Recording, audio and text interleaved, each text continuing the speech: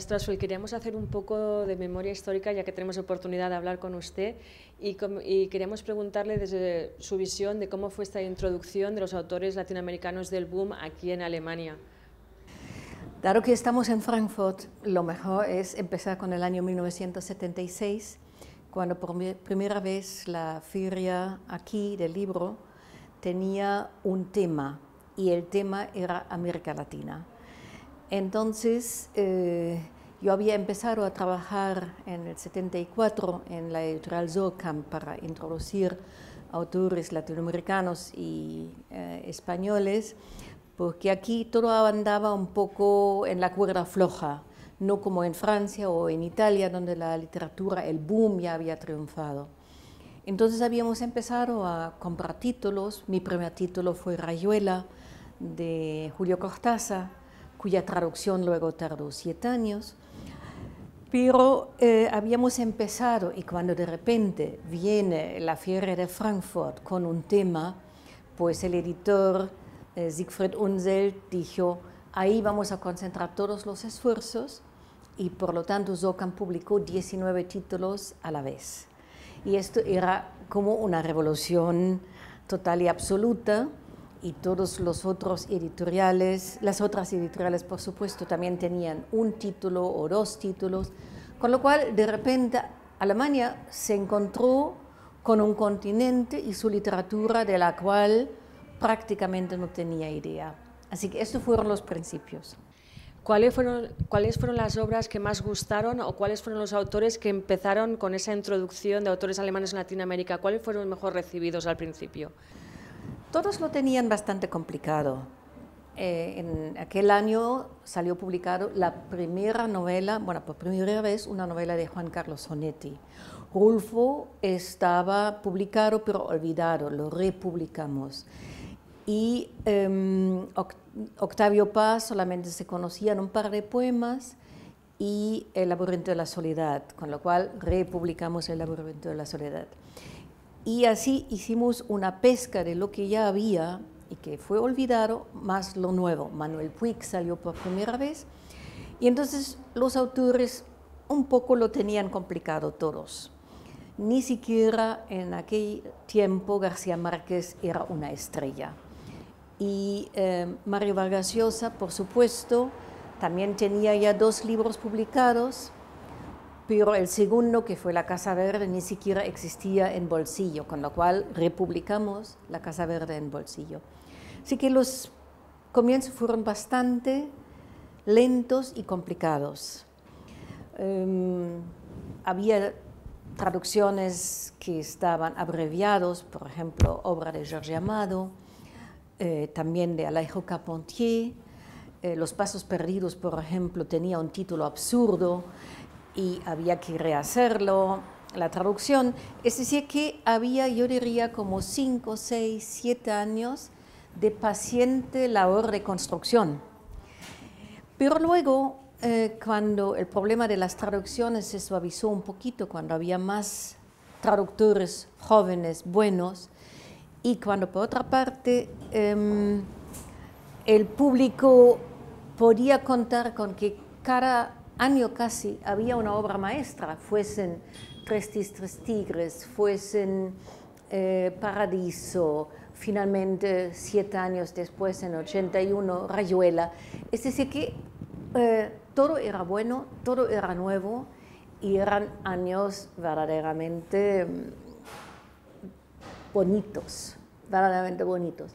Y luego, en 1982 salió en España La Casa de los Espíritus, en Alemania salió 2 años después, porque yo había dicho a Siegfried Unseld, al editor, que no solamente quería los clásicos, sino también apostar por algún joven. Bueno, Isabel Allende era muy apuesta por un autor joven, y claro, eso fue lo que dio la vuelta a todo el tema, porque en cuestión de nada de este libro salió tanta crítica, tanta reseña, había tanto entusiasmo, que fue un auténtico bestseller, y esto que no estaba previsto como tal, no estaba planificado como tal, no había un marketing para que así fuese, pero fue el bestseller por excelencia.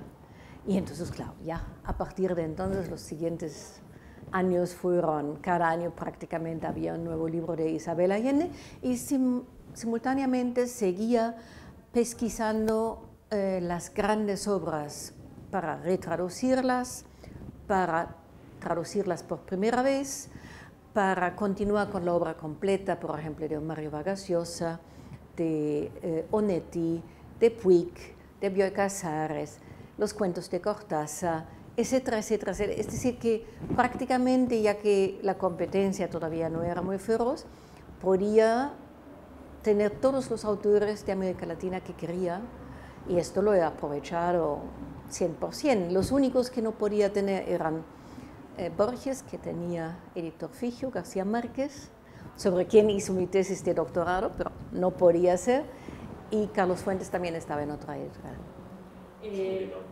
Turca, me entiendo, la convierte en la gran dama de la literatura latinoamericana, como le llaman aquí los medios alemanes. Parece que sí. Su relación, como usted dice, fueron momentos en los que igual no tenían tanta competencia, pero sí que tuvo que hacer un trabajo feroz en cuanto a la traducción. Eso también le llevó a tener una relación bastante cercana con muchos de los autores. ¿Nos puede recordar algún momento que usted guarde en su memoria? Este año, por ejemplo, la feria recuerda el paso de Julio Cortázar por la Feria del Libro de Frankfurt. ¿Algún momento que usted conserve? Bueno, esto es complicado de decir porque hay tantos momentos estelares y verdaderamente he tenido la inmensa suerte de poder establecer relaciones de amistad con los autores, sea Mario Vargas Llosa, sea Juan Rulfo, sea Julio Cortázar, sea Octavio Paz. Es decir, que en el curso de los años, claro, se establecieron estos lazos y por lo tanto momentos estelares había un montón. Pero quizás sería importante destacar otro momento que fue crucial para la introducción y la aceptación de la literatura latinoamericana en Alemania, y esto fue en 1982, cuando se organizaron en Berlín por segunda vez el Festival de las Culturas del Mundo, Horizonte. Y yo era responsable para la sección literaria. Es decir, tuvimos una semana literaria con 35 autores de todo el continente, y por primera vez se puede decir que un acontecimiento mayor con los autores latinoamericanos en Alemania fue todo un éxito. Y ahí había momentos formidables cuando Rulfo y Günter Grass intercambiaron las gafas para leer un cuento de Rulfo en alemán y en castellano. Eran momentos muy entrañables. Octavio Paz hizo el discurso de inauguración y aparte de literatura había todo, había música, había teatro, había arte, había fotografía, bueno, había todo. Todo Berlín era dedicado durante 3 semanas a América Latina. Y esto, digamos, fue lo que cambió definitivamente, yo diría, la percepción de América Latina y de la literatura en Alemania. Además, en 1982 cayó el premio Nobel a García Márquez, que entonces sí fue recibido con grandísimas alegrías. Estamos hablando de los inicios de la introducción de la literatura latinoamericana en Alemania y de esos primeros autores, pero su percepción a día de hoy, ¿cuáles son los autores que gustan más aquí? Con el paso y la perspectiva que da 30 o 40 años de introducción de estos textos. Bueno, en los años 90 se añadían los autores de España, los autores de la democracia, por así llamarlo. Triunfó Javier Marías, gustó mucho Eduardo Mendoza, había todos los jóvenes. Entonces, digamos, se amplió, por así decirlo, todavía el abanico de lengua castellana en Alemania. Hoy en día la situación es mucho más complicada porque América Latina ha perdido mucha actualidad en los medios, prácticamente no hay comentario continuo sobre lo que pasa en el continente. Cuando hay un desastre, por supuesto, sí, cuando hay unas elecciones, sí, el narcotráfico, pero no hay como un interés continuo en los medios, en la televisión, en la prensa, en todo esto. Y un poco esto repercute también en la literatura, que la gente dice, bueno, el realismo mágico ya lo conocemos y lo nuevo ya no nos interesa tanto. Entonces hoy luchar para introducir nuevos nombres de América Latina, sobre todo los jóvenes, porque también falta, a mi modo de ver, una generación en la recepción entre los gigantes y los jóvenes. Es como si los padres de estos jóvenes hubiesen sido comidos o tardaron mucho para hacerse un espacio en Alemania. Y por ello diría que hoy en día la lucha otra vez es dura y hay que trabajar mucho para que grandes autores, jóvenes en este caso, tengan al menos su coto pequeño. Y queremos preguntar precisamente en este año de efemérides, de Cortázar, murió García Márquez. ¿Usted cree que los editores igual han puesto la mirada en otras geografías, en otras narrativas? Esto ya lo pusieron hace tiempo. Es decir, que tuvimos la ola de literatura de la India. En este momento aquí hay mucha literatura de África, grandes narradores africanas. Por supuesto, en Alemania, que es un país con una fuerte cultura de traducción, los países del ex-este se introdujeron ya a partir de los años 90 y con más ímpetu a partir de 2000. Es decir, que la literatura latinoamericana ahora tiene que competir con todos. Es una más. Ya no tiene el gueto, ya no se le mima particularmente, simplemente tiene que ver cuál es su sitio, cómo lo conquista, cómo lo defiende, y nosotros intentamos de mantener este espacio. El año pasado Brasil fue país invitado y esta mañana Jurgen Bosch en la rueda de prensa decía que estaba dentro de las opciones que México fuese país invitado o bien en 2017 o 2019. ¿Usted cree que realmente ha habido igual un impulso en la lectura de libros brasileños, en la literatura brasileña el año pasado, o que puede ser significativo otra vez que México sea país invitado? Yo siempre estoy a favor de todos los países invitados de honor cuando sea América Latina, porque aunque sea una efeméride, durante un par de semanas, un par de meses, un año, digamos, la gente se prepara de repente, vamos a ver, todos quieren al menos tener un título o dos títulos, y esto hace que cuando Argentina fue país invitado de honor en el 2010, había 70 libros de la Argentina. El año pasado, con Brasil, había 70 libros más o menos del Brasil, con lo cual, al menos durante un par de añitos, tenemos algo más, y eso me parece muy bien. Lo que no hay que olvidar, de la misma manera como Javier Marías, que sigue siendo una voz mayor en Alemania, triunfó en los años 90, en los años 2000 triunfó Carlos Ruiz Zafón, que también se convirtió en bestseller sin que nadie lo hubiera previsto, sin que nadie lo hubiera planificado, y ahora todo el mundo está pendiente a ver cuándo viene la cuarta novela del Cementerio de los Libros Olvidados. Precisamente hablando de nuevas generaciones o de relevo generacional de autores latinoamericanos, hace unas semanas se oía comentar, al menos en los medios, que Yuri Herrera podría ser igual el nuevo Juan Rulfo. ¿Qué opinión tiene usted, que ha hecho varias antologías de escritores latinoamericanos y cubanos sobre esta nueva generación?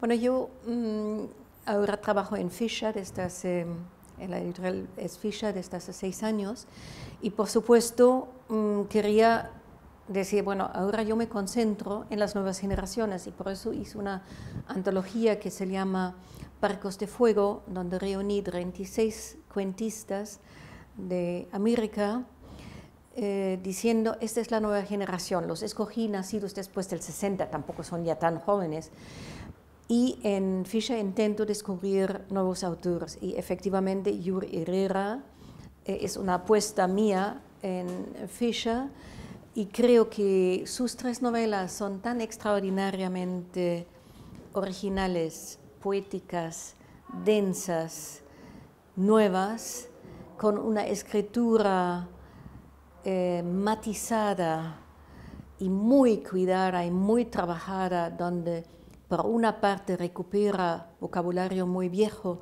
donde por otra parte crea un vocabulario nuevo, sobre todo el vocabulario fronterizo, que yo pienso que decir que este autor muy joven, nacido en el 74, sí es una voz tan fuerte y tan individual que puede ser algo como un Rulfo del siglo XXI o de esta década.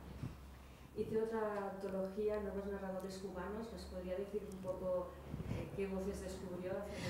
Allí esta antología ya es un poco más vieja y también salió en España, Nuevos Narradores Cubanos. Y ahí he podido reunir escritores de la isla, escritores del exilio y escritores del exilio de terciopelo, como se dice, los que van y vienen.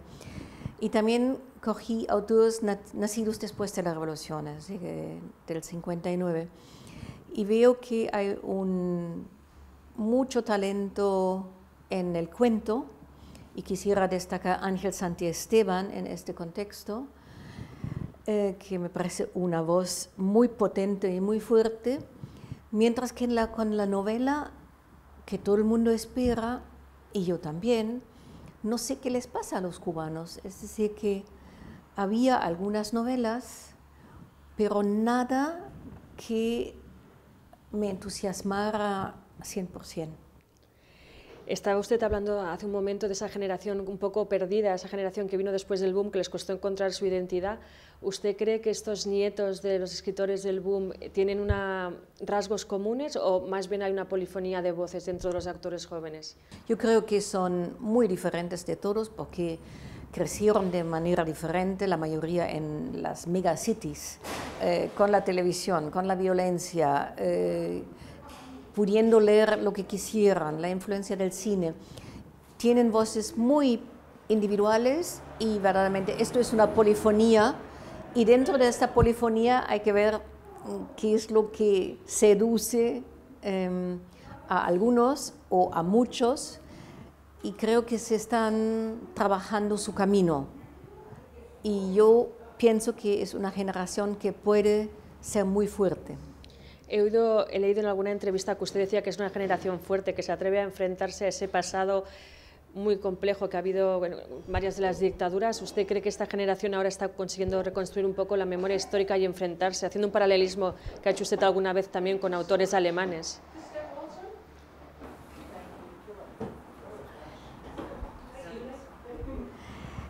En Argentina, por ejemplo, se notó mucho en el 2010, cuando era país invitado de honor, que muchos de los jóvenes escritores trataban de entender su dictadura, de narrar su dictadura, las secuelas. Y esto efectivamente aquí nos hizo pensar que se enfrentaban a su pasado terrible, inmediato. Y en Alemania la generación, digamos, mía, también lo ha hecho, o un poco mayor. Intentaron entender lo que era el nazismo, cómo fue posible, y sobre todo el horror del Holocausto. Entonces, cómo es que un pueblo culto, dentro de todo, ha podido llegar a semejante barbarie. Y entender esto, digamos, efectivamente marcó la literatura alemana de la posguerra, y algo parecido está visible en la generación de los jóvenes autores de Buenos Aires, quizás también un poco en Chile, un poquito en Uruguay, en Brasil de momento menos, ¿ya? Pero intentan entender su pasado, como en Colombia quieren entender el problema de la droga y en México quieren entender el problema de la droga. Es decir que sí están conscientes en el mundo en el cual viven y van hacia atrás para entender quizás un poco mejor el presente. Y han conseguido superar también un poco la presión que supuso el realismo mágico, superar. De hecho, la percepción es curiosa porque allí, igual que en Europa sigue gustando, parece que en Latinoamérica la percepción es que son textos como pasados de moda. Bueno, forma parte de la historia de la literatura para los jóvenes. Y el realismo mágico siempre fue una etiqueta muy cómoda, porque ¿qué hay de realismo mágico en el Cono Sur? En Cortázar no hay realismo mágico, ni en Borges, ni en nada. Es decir, que esto fue una etiqueta que les vino de perlas a muchos críticos y por lo tanto sigue dando vueltas por allí. Pero yo comprendo perfectamente que los jóvenes digan, basta ya de realismo mágico, ahora nosotros hacemos otra cosa, y hay que ver cómo lo hacemos, si lo hacemos literariamente de tal manera que convencemos a nuestros lectores. Y claro, para los colombianos peor, ellos lo tienen verdaderamente como muy fuerte en sí. Juan Gabriel Vázquez lo dijo relativamente poco ahora en una lectura en Berlín, dice, claro, que admira a García Márquez, pero para él es un clásico, que lee como clásico. Y supongo que otros dirán lo mismo de Vargas Llosa, que es un clásico vivo, de Borges, de Cortázar. Estos grandes nombres efectivamente marcaron la historia de la literatura de América Latina y por lo tanto son como el Himalaya de las letras, o pongamos los picos de los Andes, y llegar a estas alturas cuesta. Queríamos hablar de otra de sus grandes pasiones. Usted ha sido una descubridora de autores de literatura infantil, ha hecho que progresase, que hubiese otra visión de los textos que los niños podían demandar. Se ha hecho literatura para todas las edades y este año la feria es uno de los ejes que quiere trabajar, precisamente la literatura infantil. ¿Nos podría decir un poco, usted que estamos empezando el primer día de feria, qué novedades se pueden encontrar o qué tipo de literatura infantil va a apoyar este año la feria? Yo creo que el panorama de la literatura infantil es tan amplio como el panorama de la literatura para adultos, porque en todos los países es una industria fuerte. En España también es una industria fuerte, entre tanto, menos mal. Creo que con los retos que tenemos delante de nosotros para mantener un mundo del libro, un mundo de la cultura que se adquiere desde muy pequeño, todo lo que esté relacionado con acercar a los niños al libro desde muy temprana edad es lo más importante, es el mejor regalo que podemos hacerles para su desarrollo. Y hay libros ilustrados que son obras de arte, que son una maravilla.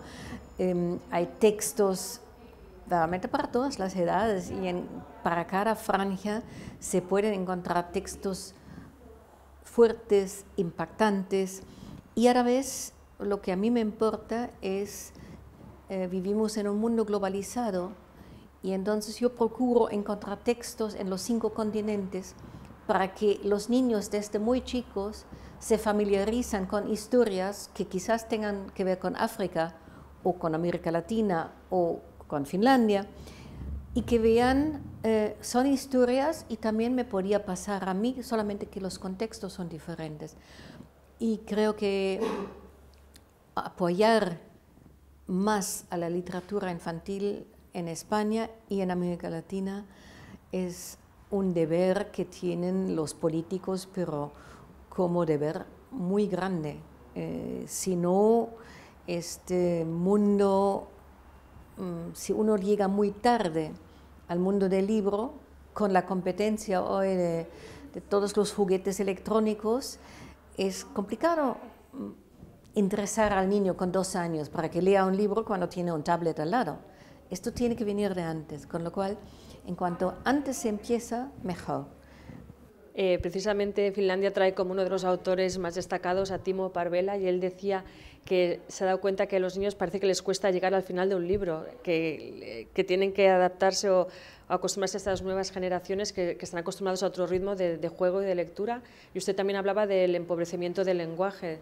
Sí, por ejemplo, volviendo a Finlandia, una de las autores mayores de Finlandia es Tove Jansson, que ha creado los Moomins, que están todos publicados en España, en Siruela, Y los Moomins, efectivamente, hay generaciones ya que han crecido con los Moomins y no pierden actualidad. Que a los niños les cueste más terminar un libro es falta de costumbre. Un niño que crece con libros y que va aumentando las páginas poco a poco, sí que tiene confianza en poder acabar un libro. Y además, la prueba es que todos han leído 500 páginas de toda la saga de Harry Potter y no se han quejado ni una sola vez.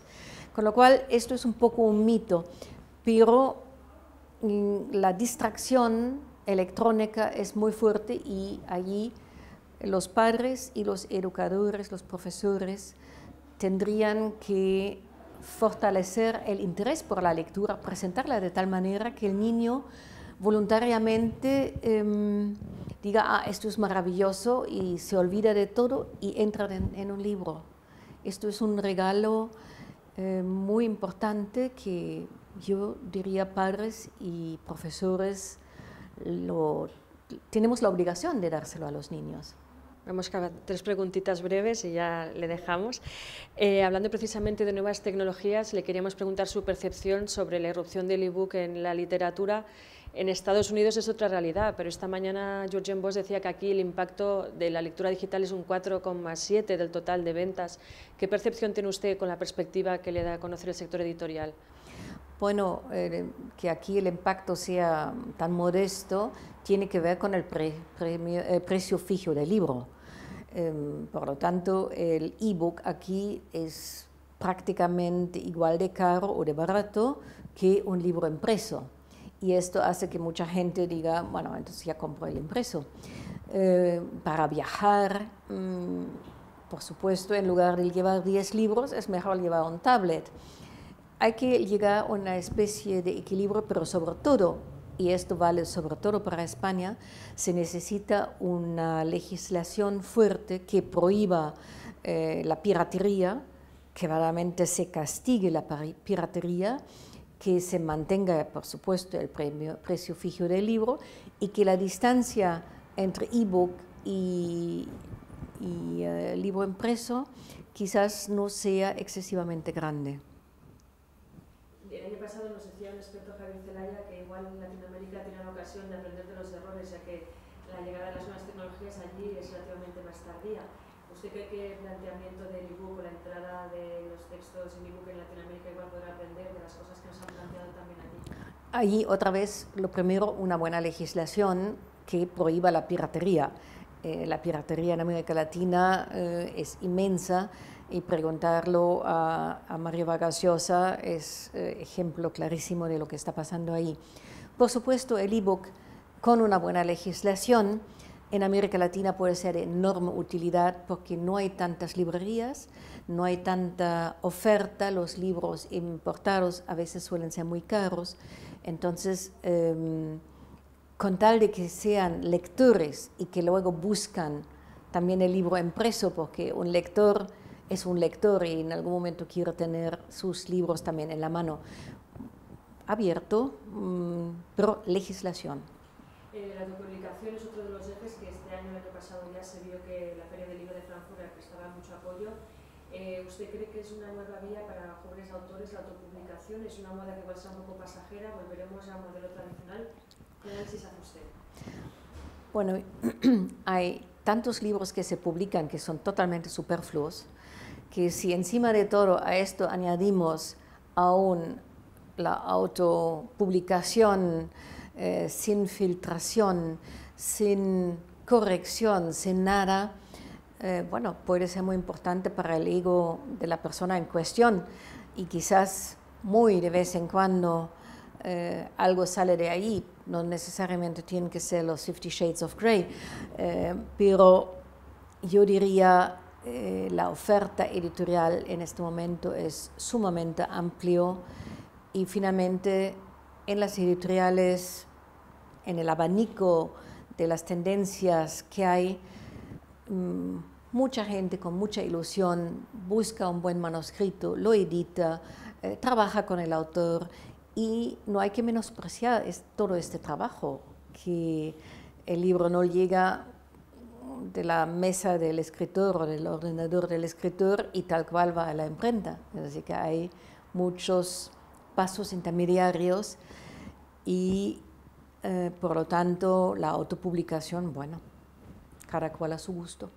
Esta mañana decía Guillem Bosch que igual que en el pasado hablamos mucho de nuevas tecnologías, de que hay que llegar a un compromiso entre nuevas tecnologías y el contenido, este año el speech ha sido mucho más humano y él decía que recaía mucho peso y mucha responsabilidad en el autor, que los autores tienen que saber encontrar esa voz y saber trabajar y valorar el trabajo que ha hecho toda la vida el editor. Es un campo muy amplio y yo no tendría una clara respuesta.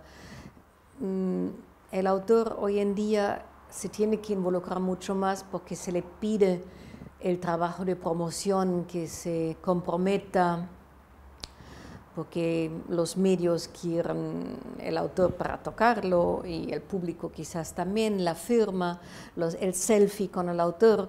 Todo esto está allí. Si el escritor todavía se tiene que meter mucho más, yo lo dudo un poco. Lo que tendría que hacer es entregar muy buenos manuscritos, muy trabajados, y esto haría feliz tanto a editores como a lectores. Para terminar, este año la feria tiene un apartado, un encuentro sobre la compraventa de derechos en el mercado hispanoparlante. No sé si el conocimiento que tiene usted del sector nos puede dar una opinión sobre en qué momento se encuentra o la importancia de la llegada del ebook para todos esos derechos de los libros de los autores en Hispanoamérica o en el mercado hispanoparlante.